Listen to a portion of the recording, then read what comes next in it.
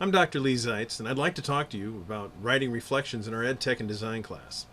Now, after you've done all this work, it's important to go back and take a look at what you did, why you did it, and how you did it, and how you align it with the different standards that you're going to be addressing. For this class, we're going to be aligning with the ICD standards, both the educator and the student standards. And what I'd like to do is take you through and show you how we do that. Page that's called the Standards and Reflection Guidelines. And what we've done is up here, we've identified each of the assignments and the standards that they're going to align with. Let's take a look at, say, digital video.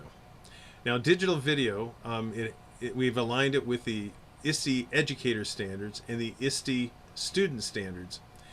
And you'll notice that we have 3, 5, and 6. These are the educator standards, and we go down here and take a look at these lists. 3 has to do with citizen, 5 has to do with the designer, and 6 has to do with facilitator.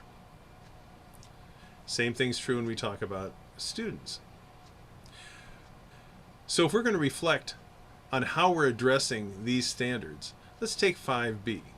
We'll go down here to 5B, and it says design authentic learning activities that align with content area standards and use digital tools and resources to maximize active and deep learning. So if we're making a video, the idea is that you're doing authentic learning activities and you're dealing with content standards. You're trying to create a video that will help them learn. You're using digital tools like WeVideo or whatever video editor you have to maximize active and deep learning. So the question is, how did you do that? At the end of each of our assignments where you're doing a reflection, there should be a template that looks something like this. In the video template, we have the video URL, which is where you're going to put the link to your video, the grade level, the unit theme, and the ICAN statements that you're selecting to support with your video. Now please notice all of this is directly from your thematic unit. You don't have to think yet. And down here you go through and you identify what standards and indicators you're going to be addressing. So on this one, we were looking at the 5B. But you could say, I designed this project to support the indicator B from standard 5 by, and then you explain how to do that. And then you do the same thing down here. Let's see what that might look like. Here's one where we've put in the URL at the top. We have 3rd grade. The theme is poverty. And here are a couple ICAN statements that we're addressing. Over here, we're taking a look at the ICD Educator Standard 5B. And so at the beginning, it says, I designed this project to support the indicator B from Standard 5 under Designer. This indicator states that I should design authentic learning activities that align with content area standards and use digital tools and resources to maximize active, deep learning. Now, this is one where we've actually put the quote in there, so we know exactly what we're looking for. Now we come to the part where you're doing things that are original.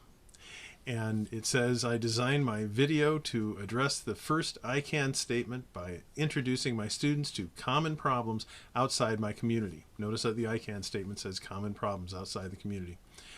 This video content will provide them with ideas for their following project where they will identify a problem and then identify solutions to that problem. The second ICAN statement is about solutions. I have provided the central idea for their project, but the details are up to the students. Completing such a project will engage my students in active and deep learning. So we're addressing everything that's in that standard. Down below we have the same thing. We're looking at how we would do this with students. Now, with the video assignment, if you're creating it from the teacher's perspective, you would be using the educator standards. If you're taking it from the student's perspective, you'd be using the student standards. And you notice the one down below, they're dealing with global collaboration. So that's how you go about reflecting on what you've done and how it aligns with the ICD standards. I hope that this has been helpful to you. Remember that you're going to be submitting your ICD standards along with your assignment through the Dropbox in e-learning. Have a great week. Bye.